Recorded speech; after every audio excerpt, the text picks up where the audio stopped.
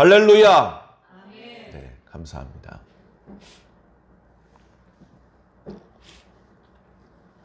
다 비슷비슷한 사람인 것 같은데 또 조금씩 다 다릅니다. 생김도 다르고 말투도 다르고 살아온 과정도 다릅니다. 무엇을 더 중요하게 생각하느냐, 그걸 어려운 말로 가치관이라고 하는데, 가치관이 사람마다 다 다릅니다. 가치관도 종류가 다 많죠. 인생관이라고도 할 수 있고, 종교관이라도 할 수 있고, 또 뭐 결혼관, 또 뭐 재물, 세상을 살면서 자주 접하게 되는 그 중요한 문제에 대해서 어떤 가치관을 가지고 있느냐에 따라서 그렇게 말하곤 합니다. 결혼을 할 때 넌 뭘 가장 중요하게 생각하니? 난 이쁘면 돼. 주로 젊은 사람들이 그렇게 생각을 한다고 합니다. 그러다가 조금 나이가 들은 사람, 노총각들한테 물어보면 직장이 있는 여자면 좋겠어. 생활력이 강한. 그래서 맞벌이를 할 수 있는 여자면 좋겠어. 그런데 한번 이혼을 맛보고 다시 재혼을 생각하는 사람은 다 필요 없어. 성격이 좋아야 돼. 착한 여자가 최고야. 똑같은 결혼관인 것 같은데 각자 무엇을 더 중요하게 생각하는지가 다릅니다. 세상을 볼 때도 마찬가지죠. 직장을 구할 때 월급만 많이 주면 돼. 월급만 많이. 그 회사에서 시키는 일이 환경을 파괴하는 일이고 때때로 불법적인 일이더라도 반인륜적인 일이더라도 상관없어. 난 월급만 많이 주면 돼. 그렇게 생각하는 젊은이들이 엄청나게 많이 있습니다. 매우 안타깝죠. 그런가 하면 월급은 조금 적게 받아도 좋으니까 토요일하고 일요일을 쉬고 1년에 20일에서 30일 정도 휴가를 썼으면 좋겠어. 적게 벌어도 돼. 그렇게 생각하는 사람도 있습니다. 집을 구할 때도 코딱지만한, 그리고 반지하, 햇볕도 잘 안 드는 집이더라도 서울 안에 사는 걸 원하는 사람도 있고, 조금 출퇴근 시간을 길바닥에서 아침 저녁으로 1시간씩 낭비해도 좋으니까 좀 외곽에 조금 그래도 넓은 집에서 사는 것을 원하는 사람도 있습니다. 다 다르죠. 명품 옷 한 벌만 있으면 돼. 이런 사람도 있고, 명품 옷 한 번 살 옷이면 그럭저럭 가성비 좋은 옷 3벌을 산대. 난 3벌 살래, 3벌. 뭐 이렇게 생각하는 사람도 있습니다. 오늘 말씀을 듣고 있는 저도, 여러분도 각자의 가치관이 있을 것입니다. 그런 것이 있었는지도 잘 모르다가 어떤 순간에 그게 불쑥 튀어나오느냐 하면, 제가 학교 다닐 때 배웠던 게 기억이 나요. 갈등과 선택의 상황이 되면, 괄호 넣기, 무엇과 무슨 상황이 되면 가치관이 드러난다. 괄호 안에 들어갈 말은 갈등과 선택. 깨알 자랑을 좀 해봤습니다. 자, 그런 상황이 되면 그 사람의 가치관이 드러나는 거예요.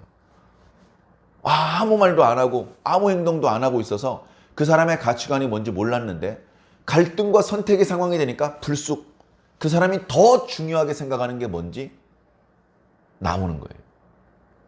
그때 그 사람의 가치관이 어떤 가치관이냐에 따라서 결과가 또 달라집니다. 결과가 달라져요. 그렇죠. 이 길을 가느냐, 저 길을 가느냐, 결과가 똑같으면 고민할 필요가 없잖아요. 이것을 선택하느냐, 저것을 선택하느냐, 이 여자랑 결혼하느냐, 저 여자랑 결혼하느냐, 이 나무를 심느냐, 저 나무를 심느냐, 결과가 똑같을 수가 없죠. 어떻게 똑같을 수가 있습니까? 다시 과거로 돌아갈 수도 없고 다시 돌이킬 수 없게 됩니다. 하나를 선택했다는 것은 하나를 버렸다는 것입니다. 내가 한 여자를 선택했다는 것은 35억의 여자를 버렸다는 것입니다. 요즘 70억이라고 그러더라고요. 그러면 여자가 대충 35억이잖아요. 물론 어린이도 있고 노인도 있겠지만 대충 35억을 버리지 않으면 한 여자를 선택하는 게 불가능합니다. 그래서 우리의 가치관은 두 가지를 동시에 가지기 어려워요. 나는 진보이면서 보수야. 중도면 중도지 나는 철저한 진보야. 그러면서 난 철저한 보수야. 앞뒤가 안 맞는 말입니다. 나는 예수님을 사랑해. 그리고 부처님을 믿어. 나는 하나님밖에 없어. 근데 돈이 최고야. 앞뒤가 안 맞는 말이죠. 꽁꽁 얼어있는 얼음이 펄펄 끓는다는 말이 되겠습니까? 그래서 결정적인 순간에는 하나만을 선택해야 돼요. 결정적인 순간에는. 요즘 양자역학을 빗대어서 설명하는 게 유행인데 양자역학 이야기를 듣다 보면 재밌어요. 왜냐하면 우리 일상적으로 자주 벌어지지 않는 좀 가상의 얘기, 꾸며낸 얘기 같이 들리거든요. 근데 그게 실제입니다. 양자역학에서 자주 하는 말이 양자중첩, 양자얽힘, 동시성과 우연성을 강조하지 않습니까? 전자가 이쪽에도 있고 이쪽에도 있어. 어떻게 전자 하나가 동시에 있을 수 있어? 양자역학에서는 동시에 있을 수 있습니다. 그런데 결정적인 순간에, 다시 말해서 사람이 관측하는 순간에 모든 확률이 붕괴되고 한 곳에만 있게 되는 것입니다. 그게 양자역학의 이론인데 말도 안 되는 소리. 근데 과학적으로 이미 검토가 끝났습니다. 관측을 하면 결과가 달라져요. 자, 여러분들도 이런 가치관도 있고 저런 가치관도 있는데 결정적인 순간에는 선택을 해야 됩니다. 나는 하나님을 경외하는 사람이야. 당연히 주일은 거룩하게 지켜야지.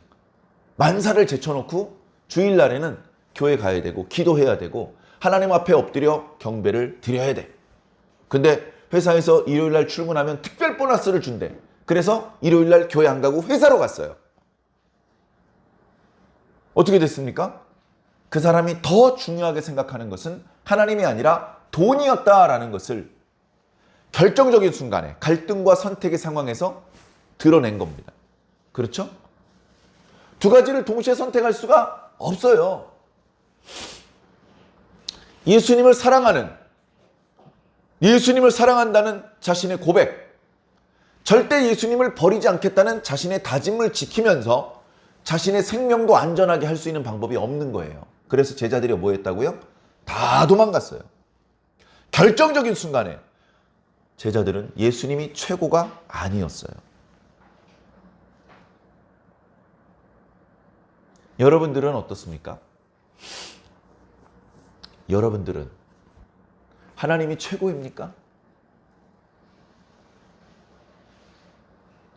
이 시간 하나님을 만나기 위해서, 하나님의 말씀을 듣기 위해서 상당히 많은 것을 희생하고 포기하고 오셨습니다. 그런데 조금 더 희생하실 수 있습니까? 더 많은 희생을 요구하시면 다른 신으로 주소를 바꾸실 겁니까? 너 헌금 가져왔니? 잘했어. 다음 주일에는 목숨 가져와. 목숨이라뇨? 잘 이해가 안 되나 본데 다음 주 주일에는 오른쪽 누나를 들고 와. 그렇게 요구하지는 않으십니다. 성경에 한 번도 그런 걸 요구하신 적은 없지만 어디까지 버릴 수 있습니까? 하나님이 첫 번째야. 하나님이 첫 번째. 그러면 두 번째는 버릴 수 있어야 되잖아요. 주머니가 하나야. 금덩어리를 넣을래? 은덩어리를 넣을래? 둘 다 놓고 싶은데 주머니가 하나야. 그럼 어떡합니까? 굳이 하나만 선택해야 된다면 가처분 소득을 높일 수 있는, 그죠? 가치가 더 높은 금을 선택해야죠. 그죠? 무게와 상관없이 일정한 부피만 담을 수 있다면 금을 담아야죠. 그죠? 그게 그 사람의 가치관이야. 근데 우리 집엔 금이 수만 냥 있어. 근데 은은 몇십 냥 안 돼. 난 은이 더 좋아. 그런 가치관이 만약에 있다면 금을 버리고 은을 선택하겠죠.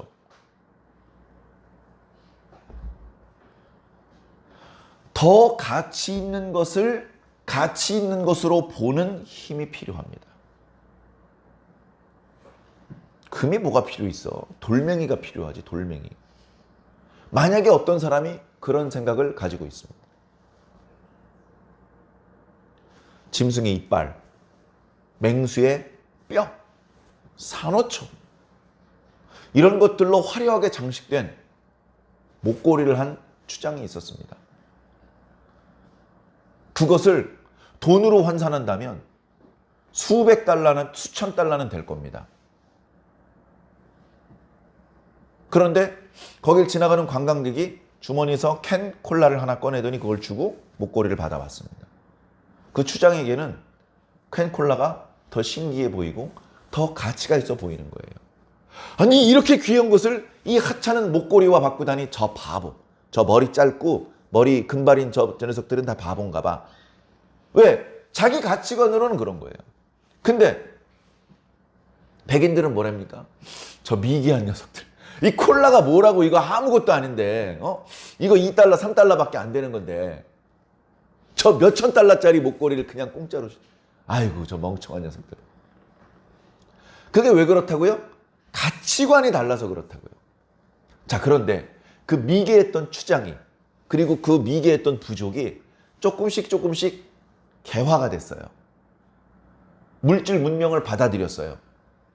기술도 배우고 언어도 배우고 옷도 현대적으로 입고 충분히 공부를 하고 나니까 예전에 자기가 그 비싼 목걸이를 캔콜라 하나랑 바꿨던 것은 속은 거다 이렇게 생각을 하는 거예요. 속은 거다.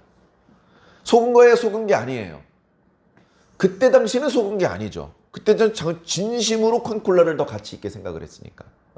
강압에 의해서 뺏긴 게 아니잖아요. 스스로 바꾼 거잖아요. 근데 공부를 하고 보니까 왠지 속은 것 같은 거예요. 그리고서는 이제 더 이상 안 속으려고 그래요.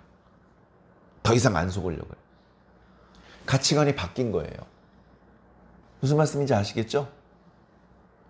자기 부족에 옛날부터 있었던 사원이 있어. 근데 공부를 하면서 이제 사람들 마음속에 미신적인 생각이 이제 없어졌어요. 그러다 보니까 거기서 일하던 주술사도 이제 대가 끊어졌고 거기서 아무도 뭐 이렇게 종교 의식을 하지 않아요. 아무도 거기 뭐 혼자 가서 누가 기도하는 사람이 가끔 있는 정도지 공식적으로 부족의 행사를 그 앞에서 하거나 옛날처럼 그렇게 안 해. 그런데 이 족장이 마을 사람들을 모아놓고 우리 저 사원을 깨끗하게 단장하자. 화려하게 장식하자. 그렇게 말하는 거예요. 왜 그런가 봤더니 화려하게 장식을 한 다음에 주술사 한 명을 가짜로 세웠어. 그리고 나서 백인들이 지나가면 거기서 사진을 찍게 만들고 거기 사진 찍을 때마다 돈을 받기로 한 거예요. 가치관이 달라진 거예요. 그죠? 자기들 맨날 따먹던 야자 열매가 있어요. 그거 옛날에는요 백인들한테 무료로 줬어요. 공부하고 나니까 그러면 안 되는 거야. 돈을 받아야 돼. 돈을 받아야 돼. 2달러를 받았어요. 2달러를 받았는데도 막 줄을 서서 사 먹어요. 알아보니까 저 옆에 부족에서는 5달러에 판대. 오이씨 뭐야? 우리 10달러로 올려. 그래도 막 잘 팔려. 가치관이 바뀐다고요. 가치관이 바뀌는데 어떤 것이 더 좋은 가치관인지는 말하기가 어려워요. 쾌락주의가 좋아요? 황금만능주의가 좋아요? 사실 둘은 같이 가요. 같이 다니는 거예요. 예를 들면 매국노가 돼서 큰 돈을 벌고 자기 가문이 대대로 잘 사는 게 좋아요? 우리나라가 독립하는 게 좋아요? 그 대신 우리 가문은 대대로 가난하게 살아야 돼요. 어떤 게 좋으냐고요. 함부로 말하기 어려워요. 예. 물론 지금은 매국노다 욕하고 막 그러지만 결국 뭐예요? 매국노들 계속해서 지금도 부자로 살고 독립투사들 조사하면 조사할수록 정말 부끄러워서 조사하기가 힘들 정도로 찢어지게 가난하게 살고 있습니다. 국가에서 보상해 주나요? 네, 형식적으로 조금 해줘요. 형식적으로. 그 말은 뭐예요? 앞으로 국난이 닥치면 절대 국가를 위해서 희생하지 마라. 이걸 가리키는 거예요. 국난이 닥치면 나라를 팔아먹어라. 그걸 보여주는 거예요. 네? 무엇이 더 소중한 가치인지 생각을 해야 됩니다. 종교도 많아요. 우리 기독교의 적이 누굴까요? 기독교 안에 많은 이단들 있죠? 신천지도 있고요. 하나님의 교회도 있고요. 통일교도 있고요. 그 외에 무수히 많이 있어요. 심지어 지금도 생겨나고 있어요. 그런 적 그리스도들, 반성경적인, 비윤리적인 유사 종교, 사이비 종교들 정말로 많이 있습니다. 그러면 그런 거 뭐 안 속을 것 같잖아요. 엄청 잘 속아요. 네. 여러분 오해할까봐 내가 말하기 좀 어려운데 신천지나 하나님의 교회 홈페이지가 있어요. 숨기지 않아요. 당당하게 홈페이지를 딱 게시하고요. 거기에 자기네 교리를 숨기지 않아. 딱 그냥 전면에 그냥 자기 교리를 얘기를 해요. 그리고 그거를 설명하는 영상들 쫙 올려놨습니다. 그런 말도 안 되는 거면 야 저걸 숨겼다 얘기를 해야지 바보 같은 녀석들 그걸 처음부터 얘기하면 어떡해.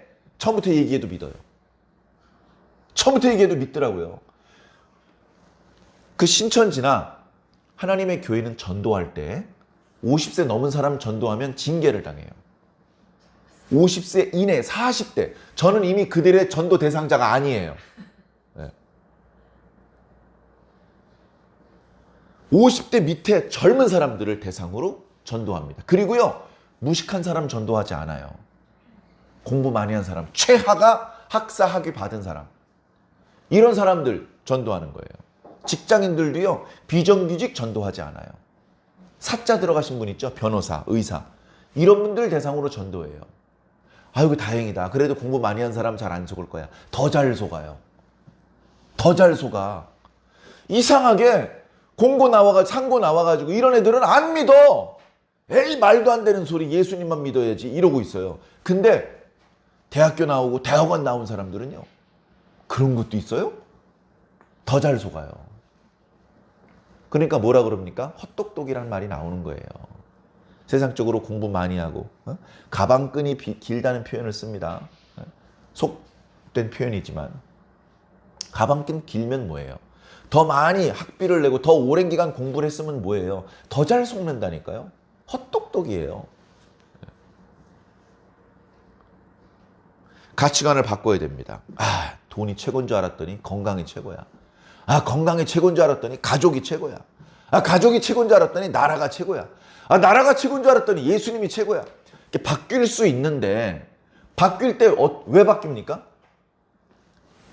돈보다 건강의 가치가 더 높다는 걸 다 깨달은 거야. 어느 순간. 아무리 말해줘도 잘 이해가 안 됐고 얼른 받아들여지지 않았는데 어느 순간 그게 확 깨달아진 거예요. 아이고 돈 아무 소용없구나. 목숨이 중요한 거고 건강이 중요하지. 아이고 돈 이거 다 필요 없어. 그렇게 더 중요하다는 것이 느껴지면 가치관을 바꾸는 거예요. 건강에 뭔 소용이요. 돈이 중요하지. 또 이렇게 바뀌는 사람도 어쩌면 있을지 몰라요. 더 좋은 것으로, 더 가치가 높은 것으로 가치관이 바뀝니다. 바뀌는데 저는 목사니까 예수님이 가장 가치가 높다. 그것을 여러분들이 느끼고 그렇게 바꾸셨으면 좋겠어요. 제가 백날 얘기해봐야 안 바뀝니다. 결정적으로 어떤 그 목사님이 재미나게 감동적으로 권위 있는 목소리로 그렇게 말했기 때문에 바뀌는 사람은 없고요. 개인적으로 그걸 느껴야 되는 거예요. 개인적으로. 아, 내가 느꼈어. 뭘? 예수님이 최고야. 예수님이. 그걸 스스로 느꼈기 때문에 바꾸는 겁니다. 제가 아는 어느 목사님이 있습니다. 제가 좋아하는 존경하는 목사님 많이 계신데요. 그중에 제가 아는 어느 목사님은요. 서울대학교 졸업했어요. 서울대학교. 서울대학교 재학 중에 예수님을 만났어요. 그분 서울대학교 공대를 나왔어요. 공대 중에서도 학과가 여러 개 있는데요. 상당히 잘 팔리는, 아마 그대로 전공을 살렸으면 현대자동차 같은 기업에 들어갔을 그런 분이었어요. 나중에 알고 보니까 성적도 꽤 괜찮았어요. 성적도 100명 중에 한 15등 정도 했대요. 서울대에서. 공부도 잘했어요. 인물 안 빠져요. 건강해요. 서울대학교 졸업하고 직장생활도 잠깐 했어요. H자로 시작되는 대기업에서 잠깐 일을 했어요. 그러다가 사표를 냈어요. 회사에서는 안 잘렸어요. 스스로 나왔어요. 왜? 하나님의 종이 돼야 되기 때문에. 하나님께서 아무개야 넌 나의 종이 좀 되어다오. 그 말씀에 사표 쓰고 서울대학교라는 간판과 대기업 직원이라고 하는 그런 어떤 우리 모두가 부러워하는 그것을 버리고 전도사 과정 패스하고 목사가 바로 될 수 있나요? 안 되잖아요. 전도사 월급 얼마나 줍니까? 많이 안 줘요. 전에 받았던 월급에서 7분의 1로 줄어들었답니다. 월급이 7분의 1로 줄어들었을 때 아내는 뭐라고 말했을까요? 아내가 잘하는 거 있잖아요. 뭐 긁죠. 뭐 긁어요. 드그닥 긁어요. 그 아내의 뭐 긁는 소리 한 번도 아내랑 싸우거나 아내를 야단치거나 하지 않고 다 들어줍니다. 다 들어줘요. 그리고서 시간이 지나서 강도사가 되고 목사가 되고 더 큰 교회에 청빙돼서 큰 교회 섬기고 교단에서도 임원을 하고 그렇게 주의 종으로 지금도 왕성하게 현역으로 활동하시는 그런 목사님이 있어요. 모르긴 해도 그분이 목회자가 되지 않았더라면 훨씬 큰 부자가 됐을 거예요. 지금 큰 교회를 담임하고 있다고 해서 1년에 1억 원 받습니까? 목사님 1년에 1억 원 받는 교회 있습니까? 1억 원 받는 목사님 회개해야 돼요. 1년에 1억 원 받는 목사님은 좀 회개하셔야 됩니다. 뭐 어떤 목사님이 얘기하더라고요. 이 얘기는 목사가 해야 될 것 같다면서 은퇴하면서 2억 3억씩 퇴직금으로 받는 목사님들이 있는데 우리나라 어느 기업에서 정년 퇴직할 때 2억 3억씩 주느냐. 회개해야 된다고 말씀하시는데 저 같은 후진들은 함부로 말하기 어려운 그런 말씀을 이제 은퇴를 앞둔 목사님, 자기는 안 받겠다면서 그런 말씀을 하시는데 참 귀감이 되더라고요. 우리 교단 목사님은 아니었는데. 여러분, 우리의 가치관이 무엇인지 점검해 봐야 됩니다. 예수님이 최고라고 하면서 우리 그리스도인들이 황금 만능주의를 자신의 사상으로 그리고 간혹 쾌락주의를 자신의 삶의 모토로 그렇게 생각하며 사는 사람들을 많이 봅니다. 예수님 우선주의가 아니더라고요. 그냥 껍데기야, 껍데기.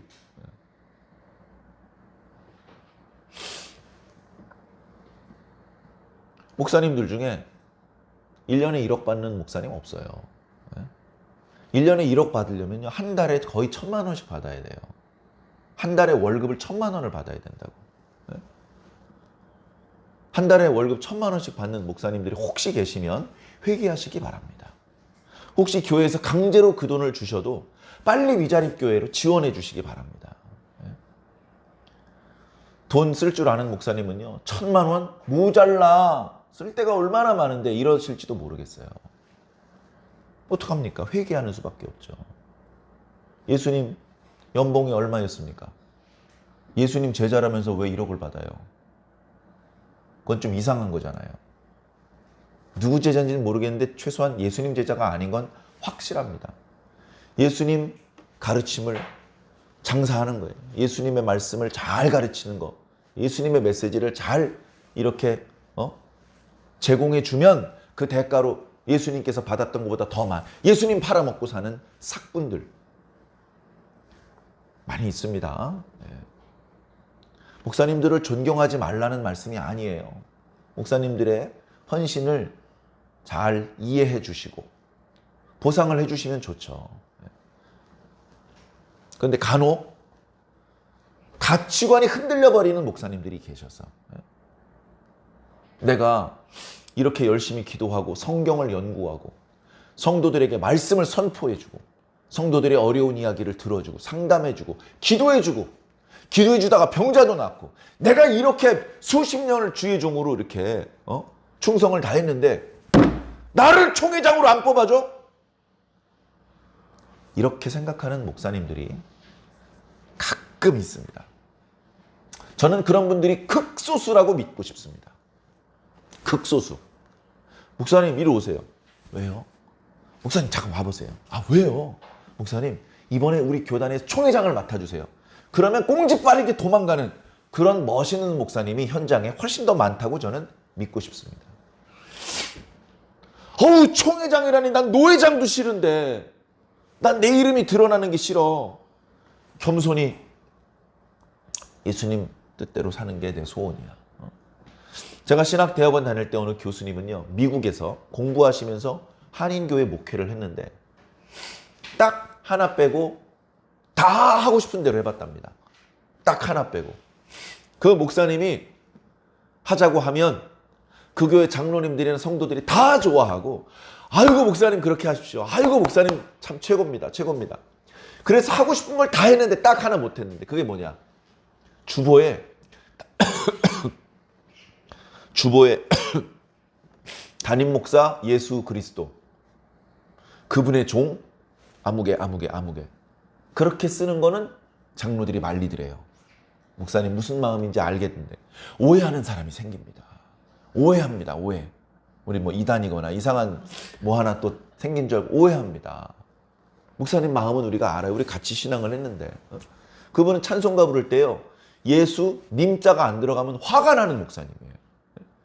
수업 시간에 어떤 신학생한테 수업을 위해서 기도를 부탁했더니 교수 뒤에는 님자를 붙이고 예수 뒤에는 님자를 안 붙이는 거예요.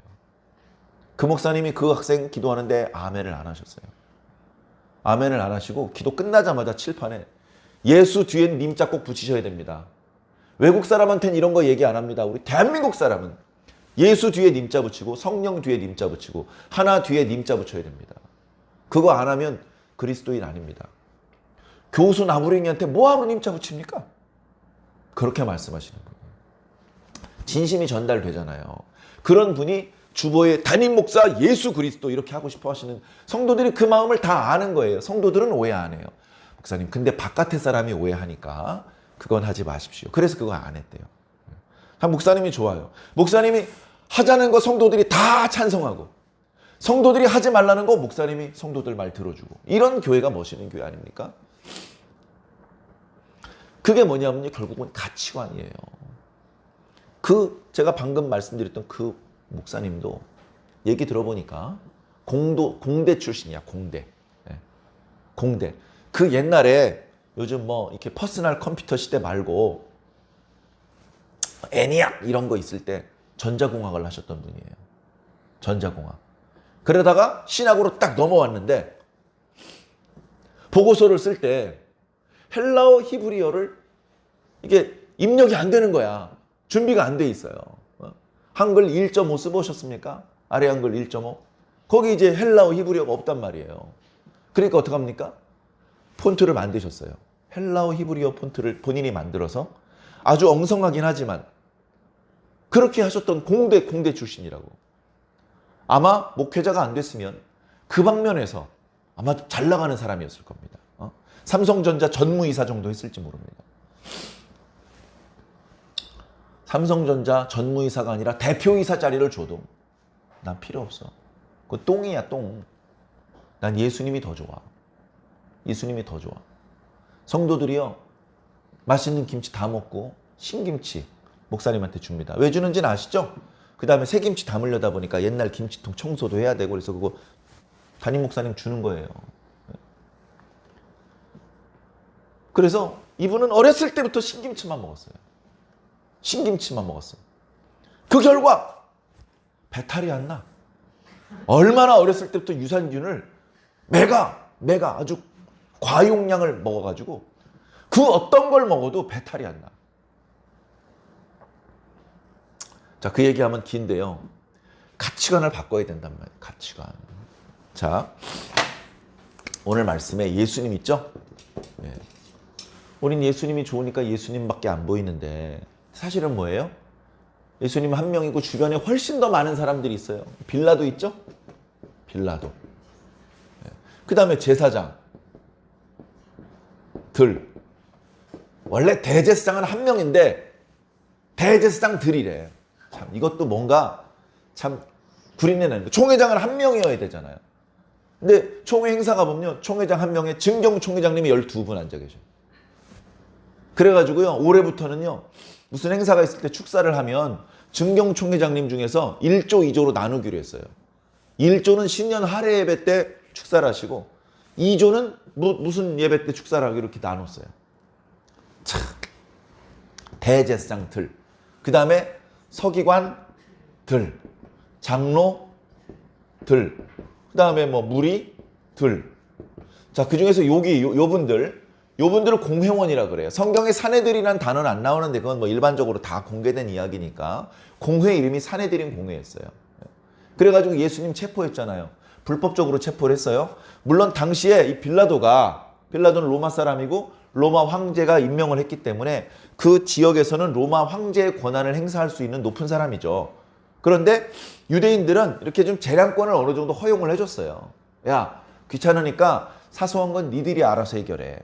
그 대신 반역죄라든가 살인죄, 이런 중대 범죄는 너희들 마음대로 죄가 있다 없다 판단하지 말고 내가 직접 재판을 하고 내가 직접 형을 집행할 거야. 그렇게 이제 서로 배려를 해준 거예요. 자, 그런 상황에 이쪽에 있는 무리들, 그 다음에 이쪽에 있는 예수님, 너무나 차이가 많이 나는 거예요. 어떤 차이가 많이 나냐고? 가치관. 자, 빌라도에게는 최고의 가치가 뭡니까? 계속해서 이 총독 자리를 유지하는 거예요. 저 유대지방 총독으로 보냈더니 일 잘하네? 일 잘하는데? 거기가 막 이렇게 밀란이 자주 일어나는 동네인데 너 보내놨더니 야 조용하고 백성들이 황제에 대한 칭송이 자자하고 세금이 올라갔어. 야, 어떻게 한 거냐? 좀 대단하다. 너 저쪽에 알렉산드리아 큰 도시 네가 한번 다스려봐. 어이구, 알렉산드리아가 막 번창을 하네?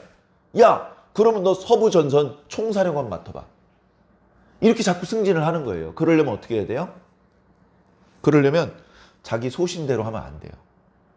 자기 소신대로 안 되고 상황 논리에 입각해서 순간순간 임기응변에 능해야 돼요. 빌라도가 그렇게 했어요. 빌라도가 바보가 아니잖아요. 빌라도가 딱 보니까 이 예수란 사람을 이미 알고 있어서 모를 수가 없지. 대한민국의 손흥민 모를 수 있습니까? 윤석열 모를 수 있습니까? 모를 수가 없잖아요. 좋아하든 싫어하든. 자, 예수님을 모를 수가 없어요. 그런데 예수님이 문제가 있는 사람인지 아닌지 빌라도도 이미 소식을 듣고 있었을 거예요. 모를 수가 없다니까요. 자, 그런데 어느 날 갑자기 예수를 이 사람들이 잡아왔어. 그래가지고 죽여달래. 왜 잡아왔습니까? 죄가 뭡니까? 반역죄입니다. 스스로 자신을 유대인의 왕이라고 말하는 그런 놈입니다. 이런 놈을 내버려 둔다는 것은 당신이 가이사의 충신이 아니라는 뜻입니다. 그러니 이놈은 반드시 죽이셔야 됩니다. 자, 원래는 어때요?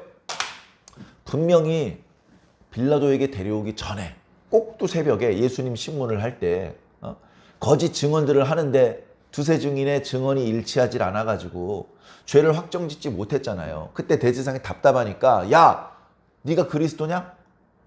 그렇게 물어봤잖아요. 찬송받으실 이의 아들 그리스도냐? 그랬더니 내가 그다.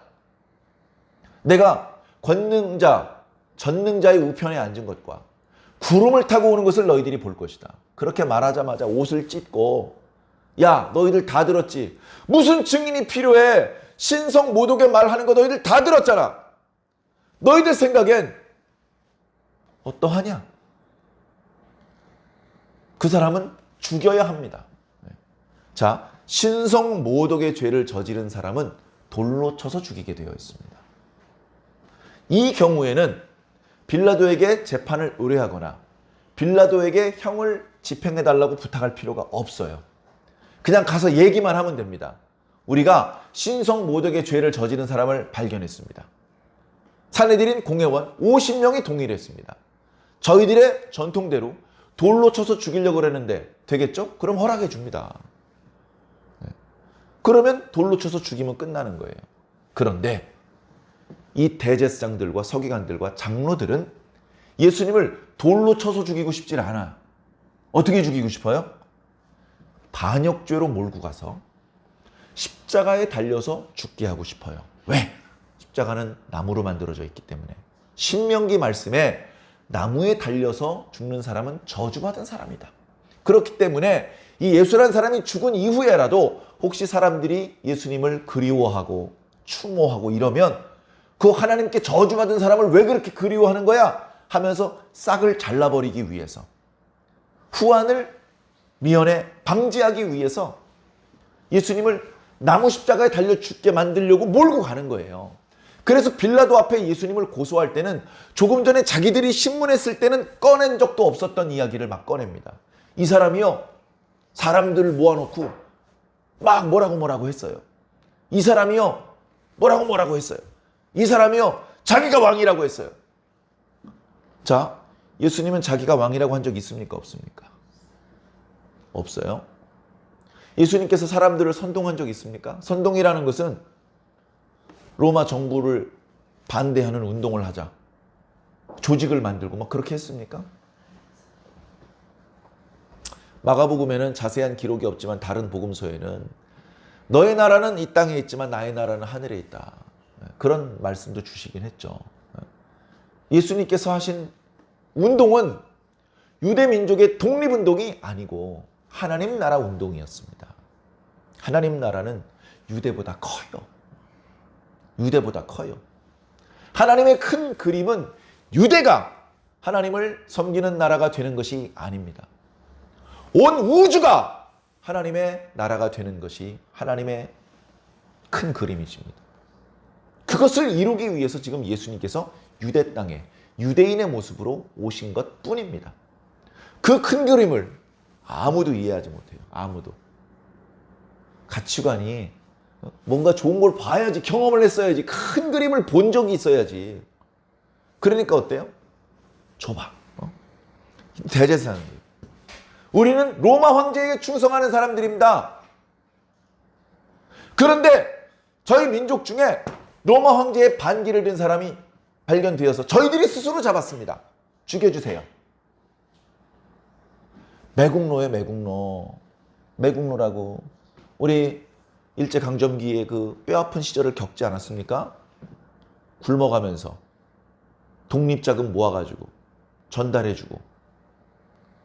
그런데 그거 돈 욕심에 일러 바쳐가지고 죽게 만들고 일본 사람들이 다 가져가게 만들고.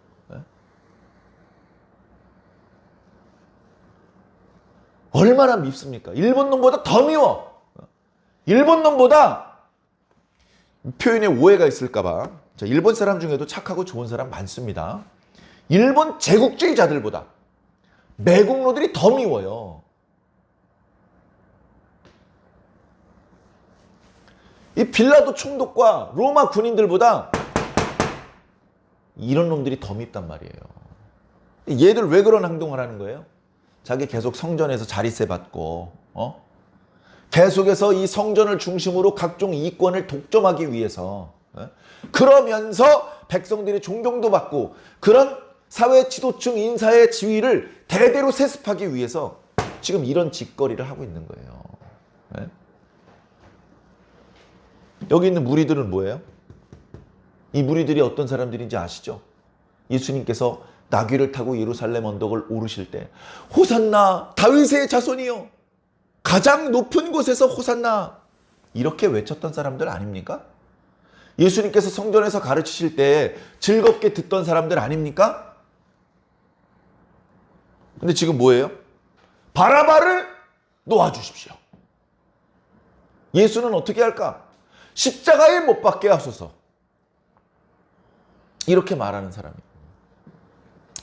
이놈들이 그러거나 말거나 빌라도는, 야, 내가 다 아는데 너희들 예수를 시기해서 잡은 거잖아. 시기해서 백성들의 모든 존경을 너희들이 독차지해야 되는데 백성들이 예수님을 존경하고 예수님을 선지자라고 생각을 하니까 질투가 나서 죽이려는 거잖아. 그걸 빌라도가 안다고요? 모른다고요? 다 알아요. 알면서도 괜히 자기 때문에 무리들이 밀란을 일으키면 안 되고 무리들의 요구를 들어주는 거예요. 무리들의 요구를. 정의롭게 진실에 입각해서 일 처리하는 게 아니고 그냥 조용히 지나가게 하고 싶은 거야. 예수란 작자한테는 좀 미안하지만 네가 좀 희생당해라. 바라봐, 놓아줘도 좀 이따 다시 잡을 수 있어. 예수, 네가 좀 희생을 당해줘야겠어. 우리 유대 동네가 조용하려면 네가 좀 죽어줘야 되겠어. 예수님을 법정에 세워놓고 막 고소를 합니다. 이놈 자식이요. 누구랑 뭐라고 얘기했어요. 이제 안 할 말까지 막 하는 거죠. 그러면 그 말이 사실인지 아닌지 양쪽의 말을 다 들어봐야 되잖아요. 빌라도는 교육을 받은 사람이기 때문에 저 사람이 이렇게 고발하는데 하고 싶은 게 있으면 반론해봐. 공정하게 재판해 줄 테니까 네 의견을 말해봐. 얘기를 안 해요. 얘기를 안 해. 참 희한하네. 보통의 경우 이런 경우에 엎드려서 빌기도 하고 존댓말을 하기도 하고 자기를 고소하는 사람을 욕하기도 하고 하면서 어떻게든 자기의 무죄를 입증하고 자신의 형량을 감소시키려고 제가 나쁜 짓은 했지만 반역죄는 아닙니다. 뭐 그렇게 했을 텐데 그런데 아무 말을 안 해요. 아무 말을 안 해.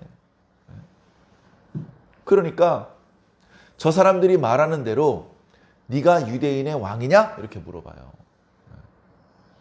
그때 예수님께서 뭐라고 대답하셨죠? 네가 말하였도다. 이게 무슨 뜻이에요?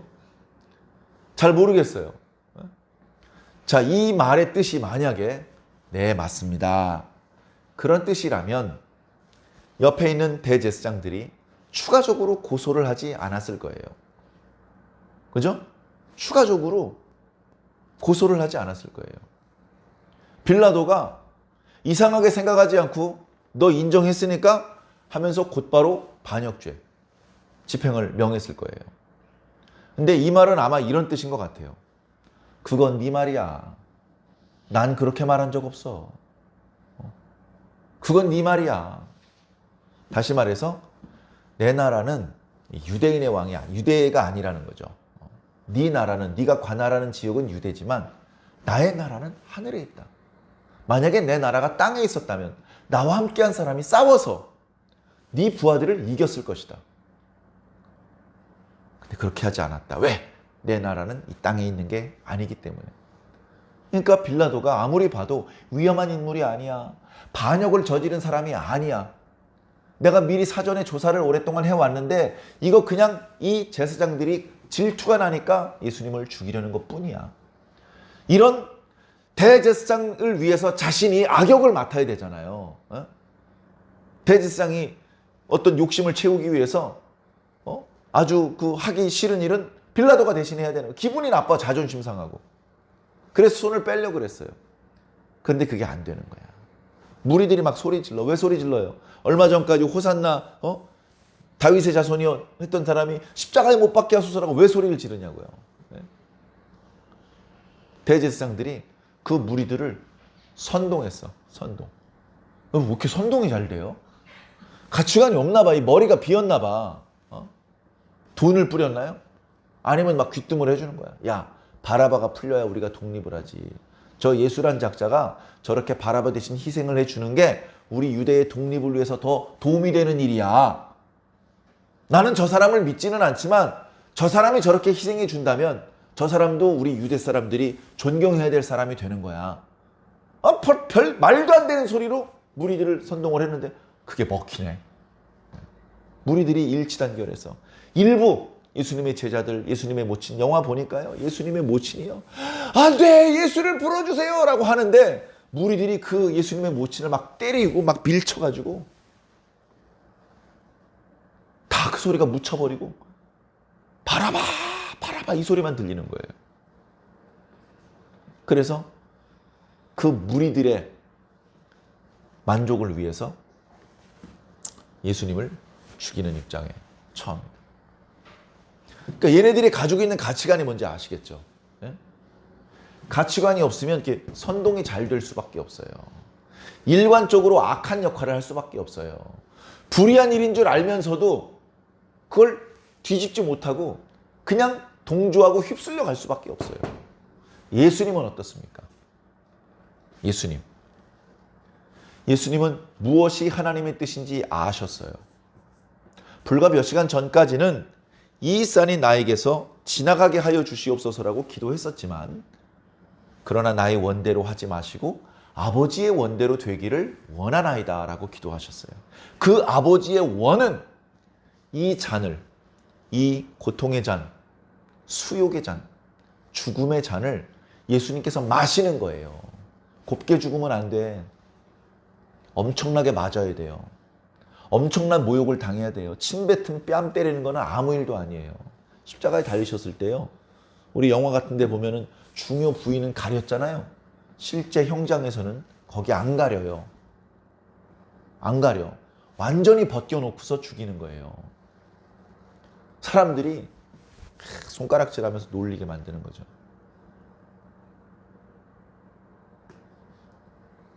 그거를 그 잔이라고 표현하신 거예요. 그 잔을 받아야 되는 거예요. 그 잔을 받아야 되기 때문에 예수님께서 이 자리에서 능력을 행사하시면 안 돼요. 이 자리에서 막 공중부양을 하시면서 막 손끝에서 불이 나오고, 그러면 다 엎드러지고 아이고 우리가 메시아를 몰라봤습니다, 이러면 예수님이 죽으실 수가 없잖아요. 그러니까 입을 다물고 침묵하시는 거예요.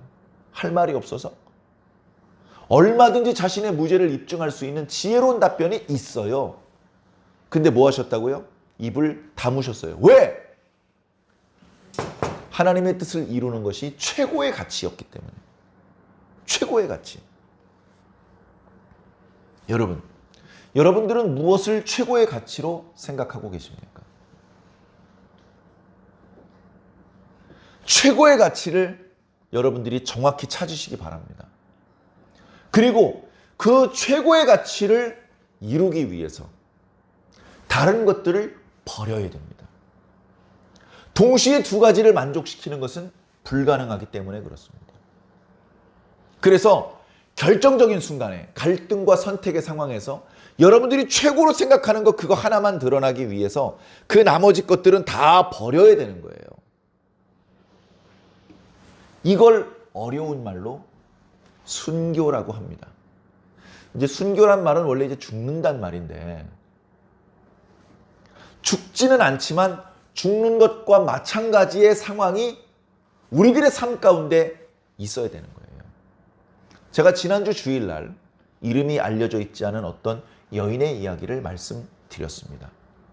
그 여인이 한 행동을 그냥 무덤덤하게 설명드리면, 향유 옥합 가지고 와서 예수님 앞에서 깨트려 가지고 머리에 부은 거예요. 그런데 그렇게 무덤덤하게만 말하기가 어려운 것이, 그 향유 옥합은 일용직 근로자 1년치 연봉이었어요. 매우 비싼 값이었어요. 그리고 그 여자에게는 생명과 같은 것이었어요. 그런데 그 여자는 그 생명과 같은 것을 부어 없애버렸어요. 왜 그랬어요? 왜 그랬냐고요? 300데나리온보다 더 비싼 그 향유의 가치보다 그걸 예수님 머리에 부어드리는 가치가 더 크다고 생각한 거예요. 그게 더 커 보이는 거예요. 그게 비슷비슷할 때는요, 그 여인의 마음속에 갈등이 있었을 거예요. 가져갈까? 아니야, 너무 비싸. 확 깨트려버려? 아니야, 다른 거 드려야지. 아마 마음속에 갈등이 있었을지도 모르겠어요. 근데 어느 순간 예수님 머리에 부어드리는 가치가 그 향유가 가지고 있는 가치보다 훨씬 압도적으로 크니까 전혀 아무런 망설임 없이 땡가랑 예수님 머리에 그 비싼 향유를 남김없이 다 부어드릴 수 있었던 거예요. 주기철 목사님이 순교당하지 않을 방법이 있었어요. 손양원 목사님이 일본 순사의 개머리판에 얼굴이 절반의 한몰이 될 정도로 그렇게 순교당하지 않을 수 있는 방법이 있었다고요. 그런데 어느 순간 우리 손양원 목사님은, 그리고 주기철 목사님은 더 높은 가치를 선택을 하신 거예요. 더 높은 가치를 선택했어요. 어떤 분은 한 교단의 총회장이면서 총회 소속 목사님과 교회들을 향해서 신사참배는 국민 의례이지 종교 행위가 아니다. 이것을 우상숭배라고 말하는 사람이 있는데 그것은 잘못된 생각이다. 그러니 몇 월 며칠 우리 총회 임원들이 모범적으로 신사참배에 참여하기로 했다. 우리 교단 성도들은 모두 신사참배에 참여하도록 해라. 이런 공문을 보내는 그런 총회장도 있다고요. 그놈은 뭐가 더 중요한 거예요? 그놈의 가치관은 뭐냐고요? 예수님 이름 팔아먹을 때는 언제고 이제 와서는 신사참배를 하고 있어요. 여러분, 저도요, 제가 서울대 졸업한 건 아니지만 저도 좋은 직장에 갈 수 있었어요. 저도 괜찮은 대학교, 괜찮은 학과 나왔어요. 제가 지금 교회에서 받는 사례보다 10배 이상 받을 수 있어요. 10배, 20배 받을 수 있어요. 근데 그렇게 안 했어요. 저 교회 개척 안 할 수 있었어요. 그냥 교회에서 주는 사례비 받고 편하게 목회할 수 있어요.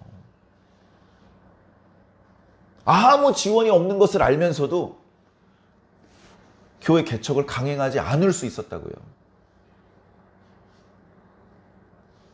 여러분, 우리가 살다 보면 세속적인 가치관에 입각해서 가장 실리적인 그런 선택만 할 수 없어요. 결정적인 순간에 갈등과 선택의 상황을 앞두고 더 높은 가치를 따라가야 될 때가 있는 겁니다. 우리들의 몸은 동시에 두 곳에 가 있을 수 없어요. 어느 한 곳에만 가야 돼요. 어느 곳이겠습니까? 각자 자신이 더 가치 있다고 생각하는 자리로 가는 거예요. 여러분들은 무엇을 가장 가치 있게 생각하십니까? 날마다 여러분들이 더 가치 있게 생각하시는 것을 이미 보여주고 계셔요. 이미 보여주고 계셔요. 예를 들면 이런 거죠. 일주일에 예배 드리는 시간은 1시간인데 드라마 보는 시간이 10시간이다. 그 사람이 뭘 더 중요하게 생각하는지 만천하의 사람들이 다 아는 거죠. 그죠? 하나님께 드리는 돈이 10만 원이고 내 개인 취미를 위해서 쓰는 돈이 50만 원이면 그 사람이 뭘 더 중요하게 생각하는지 너무 자명하게 드러나잖아요. 그죠? 여러분, 뭘 더 중요하게 생각합니까? 제가 일전에도 말씀드렸는데 하나님은요, 넘버원이 되는 걸 원하지 않으셔요. 뭘 원하실까요? only one을 원하십니다. 여보, 당신이 내 마음의 넘버원이야. 2등으로는 순자 엄마도 있고 뭐 누구 엄마도 있고 누구 엄마도 있고 누구 엄마도 있는데 근데 그래도 당신이 넘버원이야. 당신이 내 마음의 지분 중에 자그마치 32%나 차지해. 2등은 26%밖에 안 돼. 그러면 어머 우리 남편 최고 그럴 것 같습니까? 쥐어뜯기는 거예요. 넘버원은 기쁨을 주지 못해요. only one입니다. only one. 전 하나님밖에 없습니다. 하나님께서 주셔서 지금껏 다 누리고 살았는데 이거 다 하나님 앞에 다시 드립니다. 우리들의 삶 가운데 하나님을, 예수님을, 성령님을, 성경을, 교회를, 우리가 믿고 있는 이 신앙을 유일하게 최고의 가치로 생각할 수 있는 여러분들이 되시고 그것을 말뿐 아니라 생각과 말과 행동, 우리들의 삶으로, 우리들의 전 인격으로 드러내 보여줄 수 있는 그 정도 돼야 우리를 위해서 십자가에서 피 흘려 돌아가신 예수 그리스도를 만날 면목이 좀 서지 않겠습니까? 예수님께서 남겨놓으시고 우리를 위해서 쏟지 않으시고 남겨놓으신 게 뭐가 있어요? 아낌없이 다 쏟으셨잖아요. 예수님은 쏟으셨는데 나는 남겨놓고 조금만 쏟아? 그래가지고 예수님 만나 떳떳하게 고개 들 수 있겠습니까? 주님 앞에 부끄럽지 않은 신앙인들이 꼭 되시기를 예수님 이름으로 간절히 축원합니다.